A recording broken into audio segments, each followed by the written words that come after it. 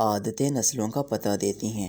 اس video میں چند ایک ایسی ہی عادتوں کا ذکر کروں گا جسے پڑھ کر، سمجھ کر، سن کر آپ میں شاید کچھ اویئرنیس اجاگر ہو جائے۔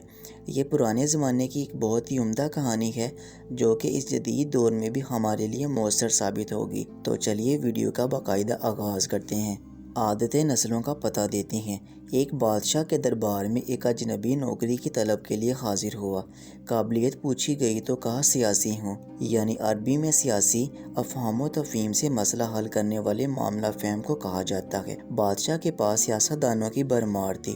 اسے خاص گھوڑوں کے اسٹیبل کا انچارج بنا لیا جو حال ہی میں فوت ہو چکا تھا۔ چند دن کے بعد بادشاہ نے اس سے اپنے سب سے مہنگے اور عزیز گھوڑے کے متعلق دریافت کیا۔ اس نے کہا نسلی نہیں ہے۔ بادشاہ کو تعجب ہوا۔ اس نے جنگل سے سائس کو بلا کر دریافت کیا۔ اس نے بتایا گھوڑا نسلی ہے لیکن اس کی پیدائش پر اس کی ماں فوت ہو گئی تھی۔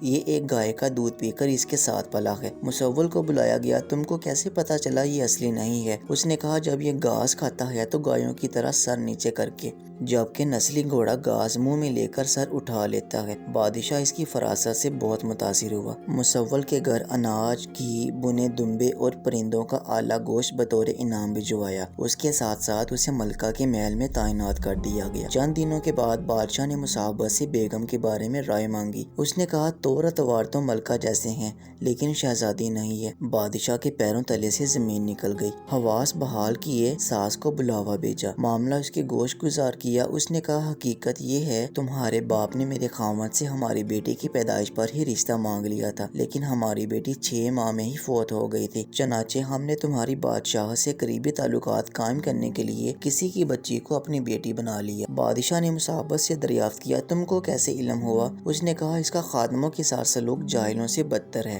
بادشاہ اس کی ذہانت اور فراست سے خاصا متاثر ہوا۔ بہت سا اناج، بھیڑ بکریاں بطور انعام دی، ساتھ ہی اسے اپنے دربار میں متعین کر دیا۔ کچھ وقت گزرا، مصاحبت کو بلایا، اپنے بارے میں بادشاہ نے دریافت کیا۔ مصاحبت نے کہا جان کی امان۔ بادشاہ نے وعدہ کیا۔ اس نے کہا نہ تو تم بادشاہ زادے ہو نہ تمہارا چال چلن بادشاہوں والا ہے۔ بادشاہ کو تاؤ آیا مگر جان کی امان دے چکا تھا، سیدھا والدہ کے محل پہنچا۔ والدہ نے کہا یہ سچ ہے، تم ایک چرواہے کے بیٹے ہو، ہماری اولاد نہیں تھی تو تمہیں لے کر پال لیا۔ بادشاہ نے مصاحبت کو بلایا اور پوچھا بتا تجھے کیسے علم ہوا؟ اس نے کہا بادشاہ جب کسی کو انعام و کرام دیا کرتے ہیں تو ہیرے موتی جواہرات کی شکل میں دیا کرتے ہیں، لیکن آپ عجیب بادشاہ ہیں، آپ بھیڑ بکریاں کھانے پینے کی چیزیں عنایت فرماتے ہیں۔ یہ اسلوب بادشاہ زادے کا نہیں، کسی چرواہے کے بیٹے کا ہی ہو سکتا ہے۔ عادتیں نسلوں کا پتہ دیتی ہیں۔ عادات، اخلاق اور طرز عمل خون اور نسل دونوں کی پہچان کرا دیتے ہیں۔